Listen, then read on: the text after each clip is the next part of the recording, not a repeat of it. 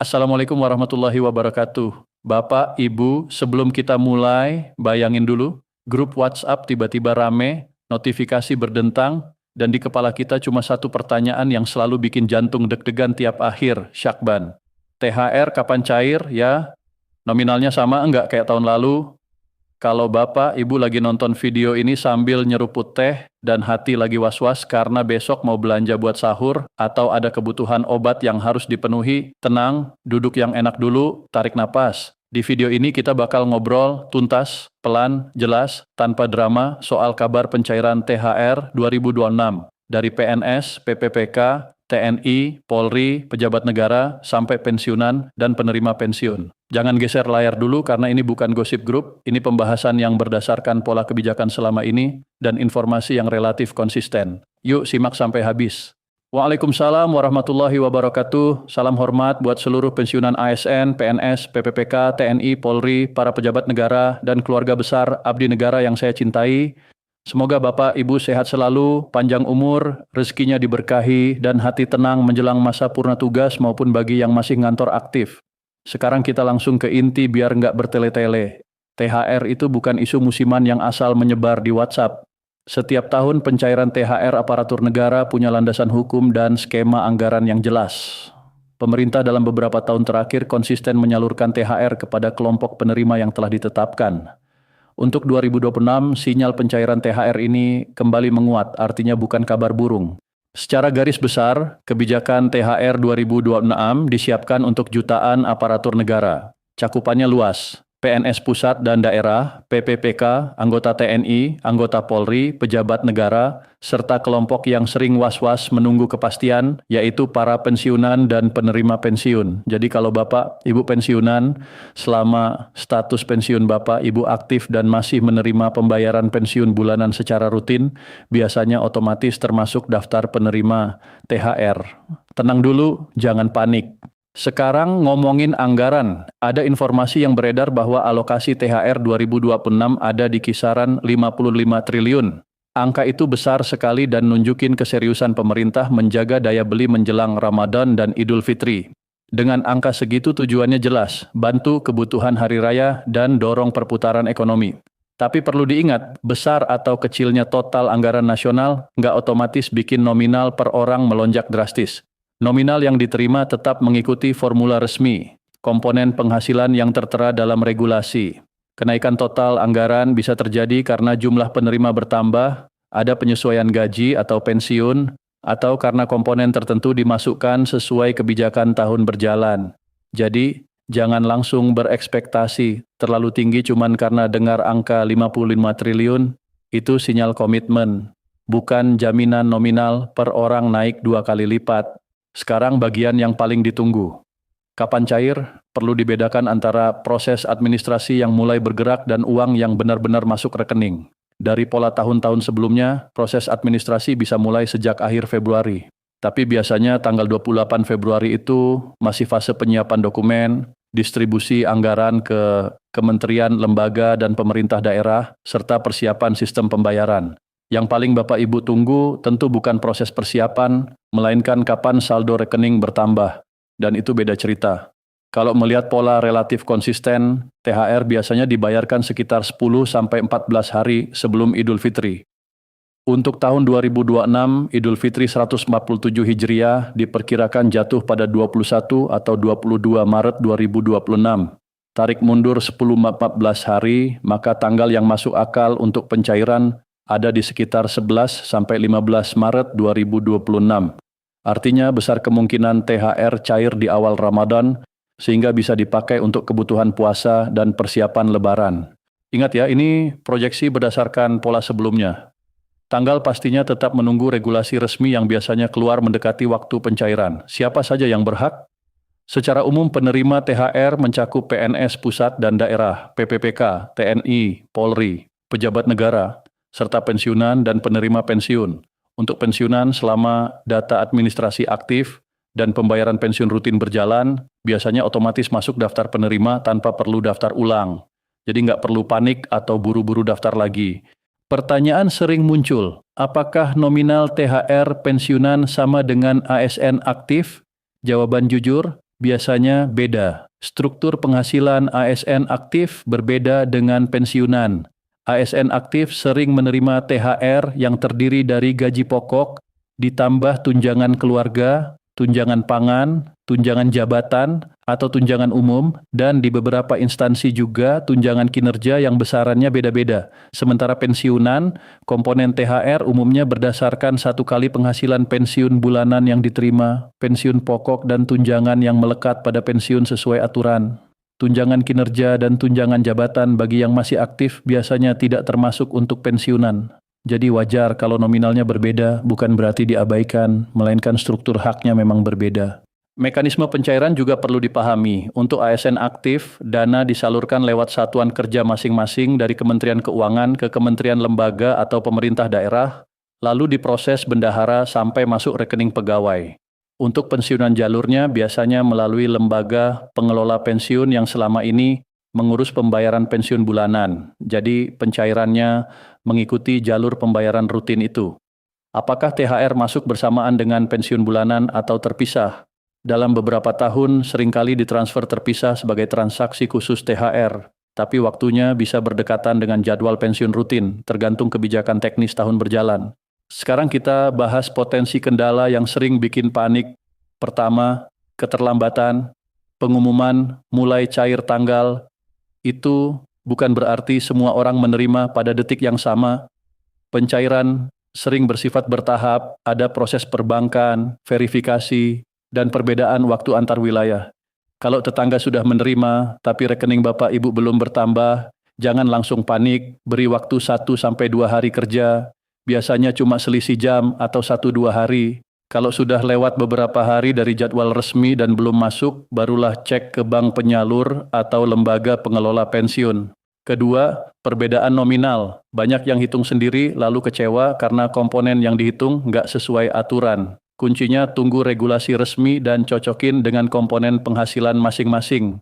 Ketiga, masalah administrasi. Pastikan rekening aktif, jangan sampai terblokir atau pasif karena lama nggak dipakai. Kalau pernah ganti rekening atau ada perubahan data, pastikan sudah tercatat di lembaga pengelola pensiun sebelum masa pencairan. Menjelang Ramadan, layanan nyata-nyata rame, jadi urus dari sekarang, jangan mepet. Sedikit bahasan soal THR karyawan swasta. Jalurnya berbeda. THR swasta diatur dalam regulasi ketenagakerjaan dan biasanya diperkuat surat edaran Kementerian Ketenagakerjaan setiap tahun. Wajib dibayar paling lambat 7 hari sebelum hari raya. Jadi, kalau Idul Fitri 21 atau 22 Maret 2026, batas akhir pembayaran THR swasta kemungkinan pertengahan Maret. Tapi sumber dan mekanismenya berbeda dengan ASN dan pensiunan. Sekarang kita hadapi hoax dan pesan berantai di media sosial. Menjelang Ramadan grup WA penuh pesan, cair lebih cepat, dapat 2 kali gaji, ada bonus spesial. Yang seperti itu harus hati-hati. Kebijakan THR selalu dituangkan dalam regulasi resmi, peraturan pemerintah, atau aturan teknis. Tanpa itu, pencairan nggak dilakukan. Fokuslah pada 2 hal saat regulasi terbit. Siapa penerimanya dan komponen apa saja yang dihitung. Kalau 2 hal itu jelas, Bapak Ibu bisa memperkirakan dengan tenang. Prinsipnya THR bergantung pada kondisi fiskal dan keputusan pemerintah, tapi beberapa tahun terakhir THR sudah jadi kebijakan rutin dan masuk perencanaan APBN. Detail bisa berubah, tapi kerangka besarnya umumnya tetap ada. Sekarang mari kita lihat dari sisi ekonomi rumah tangga. THR bukan sekadar tambahan saldo, tujuan besarnya membantu kebutuhan rumah tangga, menjaga daya beli, dan mendorong ekonomi. Ketika jutaan orang menerima tambahan penghasilan, konsumsi naik, perdagangan rame, UMKM terbantu. Tetapi buat Bapak Ibu pribadi, yang paling penting adalah pengelolaan. Jelang Lebaran kebutuhan meningkat, konsumsi, zakat, sedekah, kebutuhan keluarga, mungkin biaya mudik, maka rencanakan sejak awal. Buat prioritas, bedakan kebutuhan dan keinginan, sisihkan sebagian sebagai cadangan setelah Lebaran kalau bisa. Jangan habiskan semua sekaligus karena biasanya ada pengeluaran tak terduga setelah Lebaran. Sekarang kita simpulkan dengan bahasa sederhana tapi lengkap.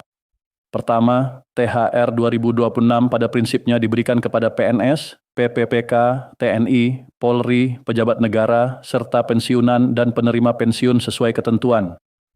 Kedua, alokasi sekitar 55 triliun menunjukkan komitmen pemerintah, tetapi nominal tetap mengikuti formula resmi. Ketiga, kalau Idul Fitri 147 Syawal jatuh 21 atau 22 Maret 2026, potensi pencairan sekitar 11 sampai 15 Maret 2026. Keempat, pensiunan menerima lewat lembaga pengelola pensiun tanpa perlu daftar ulang biasanya. Kelima, komponen pensiunan umumnya 1 kali penghasilan pensiun bulanan sesuai aturan tanpa tunjangan kinerja aktif.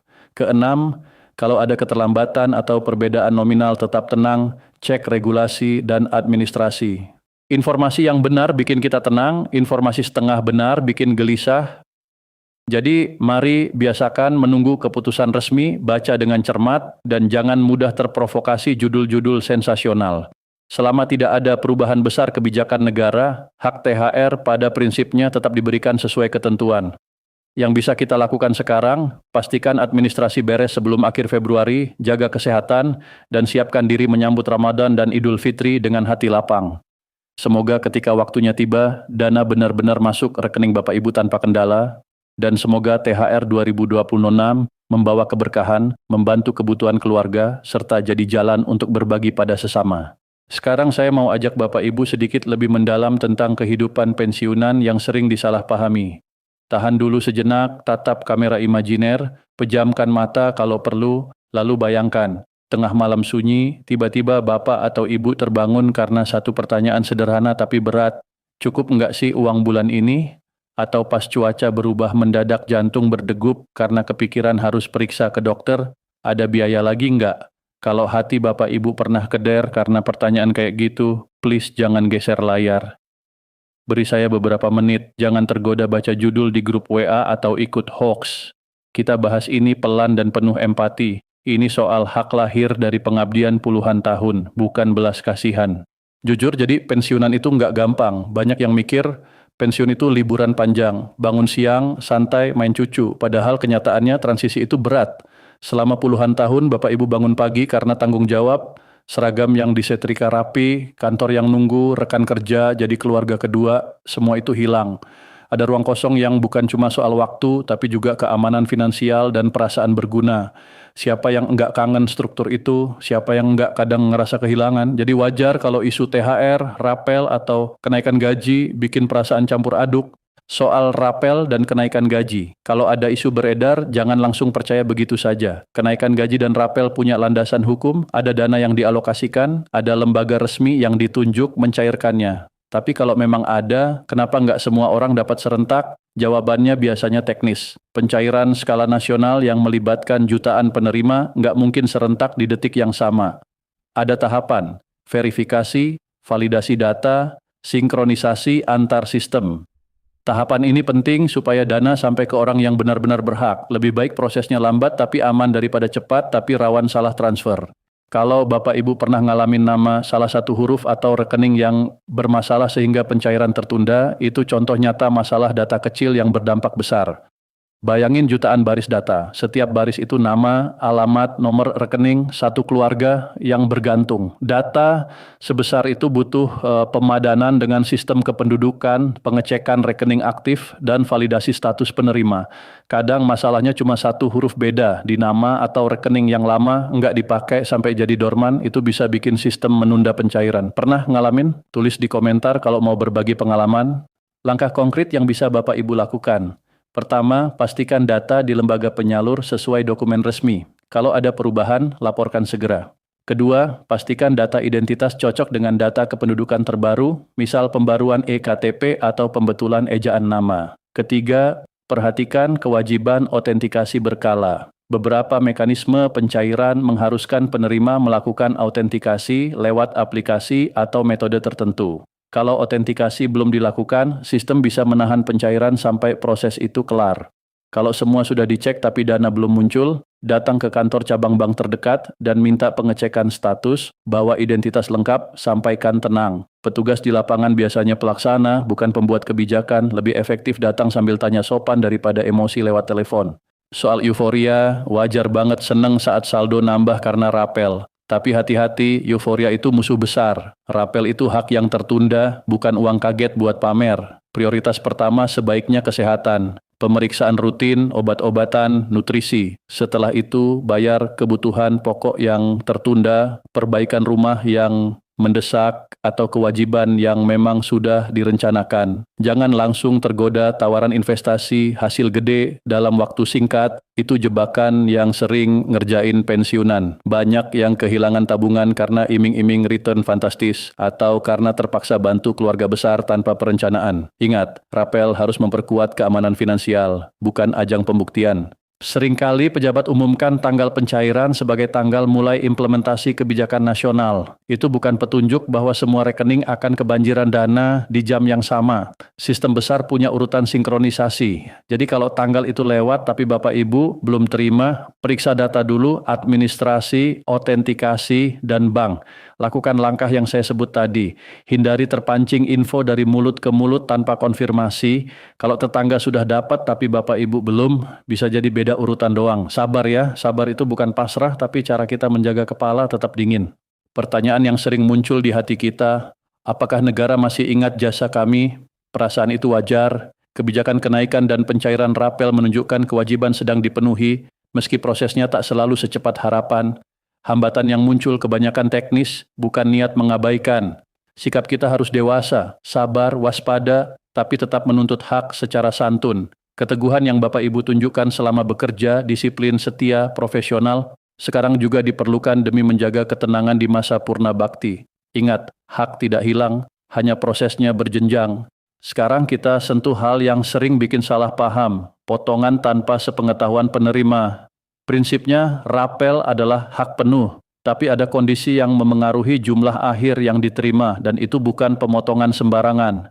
Pertama, kewajiban pajak sesuai undang-undang.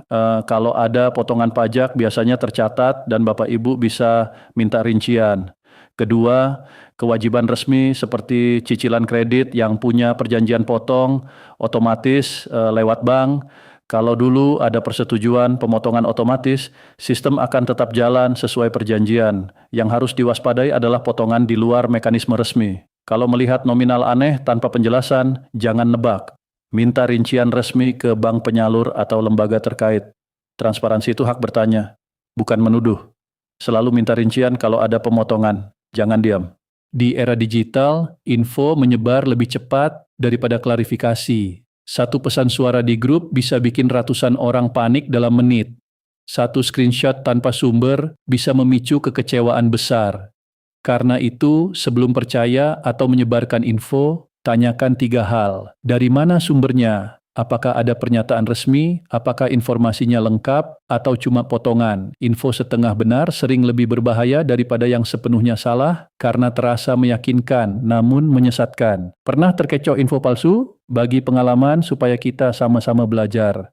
Sekarang sentuh sisi yang lebih personal, rasa aman. Saat masih aktif ada kepastian. Tiap bulan gaji masuk jumlah jelas. Setelah pensiun sumber penghasilan terbatas, jadi setiap perubahan kecil terasa besar. Ketika dengar kabar kenaikan atau Rapel, wajar berharap. Tapi kalau realisasinya molor, harapan itu gampang beralih jadi kekecewaan. Disinilah penting menyeimbangkan harapan dan kesabaran.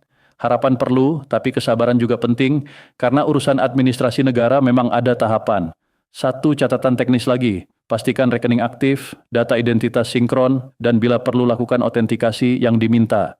Kalau ada perubahan data seperti rekening, NPWP, atau e-KTP, laporkan sekarang juga. Jangan tunggu sampai hari H. Layanan di kantor terkadang menumpuk menjelang pencairan. Kalau bisa urus dari sekarang, biar tenang. Terakhir pesan dari hati, simpan tenang di hati. Jadi pensiunan memang penuh tantangan, tapi hak yang Bapak Ibu perjuangkan tidak hilang begitu saja. Proses bisa lambat, ada gap, ada kendala teknis, itu semua bisa diselesaikan kalau kita jeli dan sigap mengurus administrasi. Kalau sudah dicek semua dan tetap ada masalah, hubungi jalur resmi, bank penyalur, lembaga pengelola pensiun, atau kantor tempat Bapak Ibu dahulu mengabdi. Sampaikan dengan tenang, minta rincian, dan catat nomor serta nama petugas biar ada jejak komunikasi. Terima kasih sudah sabar dengerin sampai akhir. Mohon maaf kalau ada penyampaian yang kurang pas.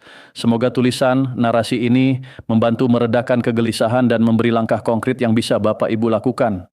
Semoga THR 2026 datang tepat waktu, membawa keberkahan, memperingan beban keluarga, dan menjadi jalan untuk lebih banyak berbagi. Jaga kesehatan, siapkan administrasi, dan tetap waspada terhadap hoaks. Wassalamualaikum warahmatullahi wabarakatuh.